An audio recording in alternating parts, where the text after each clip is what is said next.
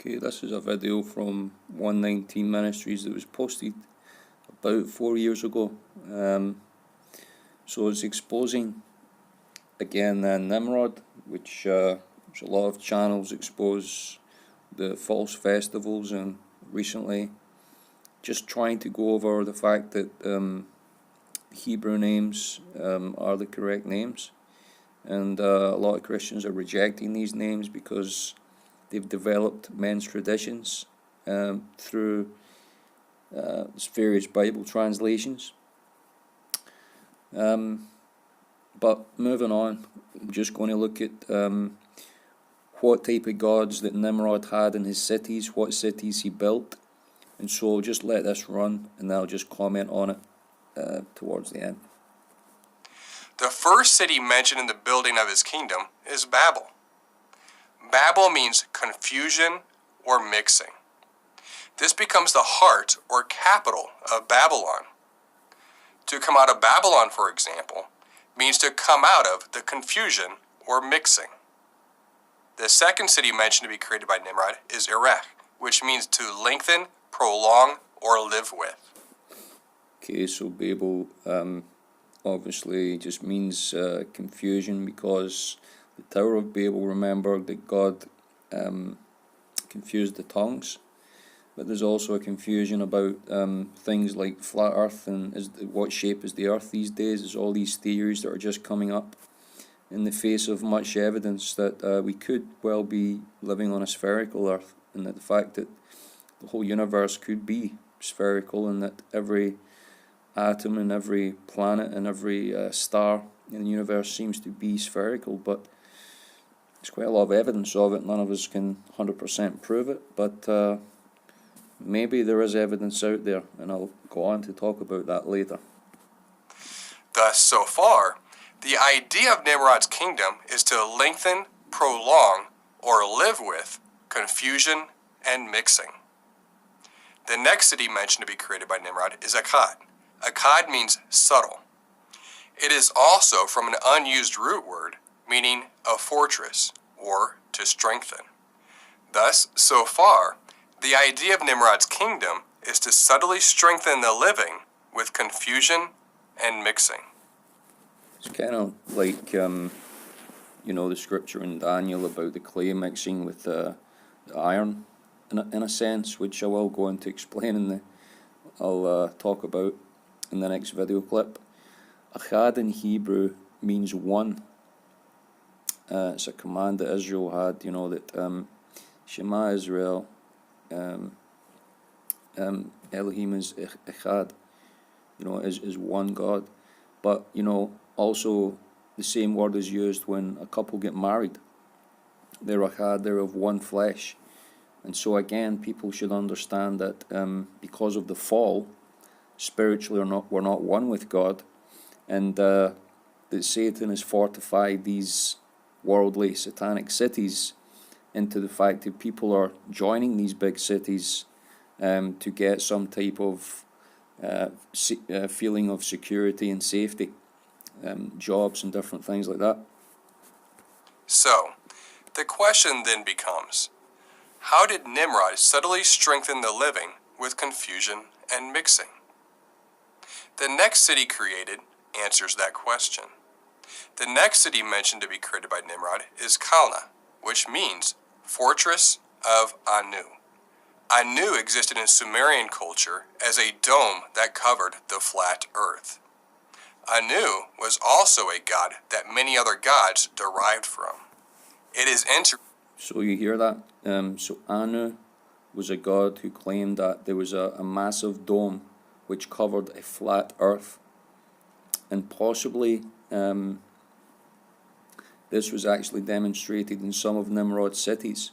He might have tried to build erect some type of dome over the city in order to honor the first known Sumerian god, Anu, where the plural form Anunnaki come from. And so you think that the flat earth is just a theory. Think again. This is deeply rooted in what the fallen angels actually began to teach men through people like Nimrod. Interesting that the first mention of a false god created by Nimrod, who began a kingdom dedicated to mixing and confusion, is centered around a belief of a flat earth. This belief is Sumerian in origin. Interestingly enough, or sadly enough, there are many returning to the beliefs of Anu in this regard. So the centerpiece of the first phase of Nimrod's kingdom comprised of subtly confusing and mixing through the belief in a flat earth god called Anu. Through Anu, many other gods originated. From this point on, through Nimrod's kingdom, it became commonplace to believe in multiple gods. From there, Nimrod went into Assyria. The next city mentioned to be created by... Okay, it's worth mentioning as well that the Iraq War, that there was technology found by the US military, and they just used the excuse that they wanted to arrest Saddam. It wasn't they made it such a big deal, but that wasn't the real reason that America went into Iraq. It was actually because that Saddam, the real Saddam Hussein, possessed some portal technology where they were able to travel to basically the center of the galaxy, and they didn't want, even though America already has that technology, they don't want any other peoples or empire to possess these type of advanced technologies. They want to be in control of it, and this is why the Iraq War actually happened. Iraq, which is one of Nimrod's first cities, located in that area. And so I'll leave the link of that video in the description box below. But as you recall, there was a man called William Rutledge who said that he found a massive city-sized craft on the moon, and that's the next thing we're going to look at, because this technology goes back to the days of Nimrod, and the fact that he was in conjunction with the fallen angels in their teaching about technology, and many things listed in the Book of Enoch was in fact given to many of Nimrod's cities. They had very highly advanced technology, just as today the West seems to be more technologically advanced at the moment than the East, with the exception of China. But the moon Mona Lisa is basically found in the 1970s in the picture there below, which has many videos about it. So this is an artistic interpretation on the right of the body that was found there, and this craft is believed to go faster than light, and the only thing that can go faster than light is thought travel. And you can see that this woman was chipped.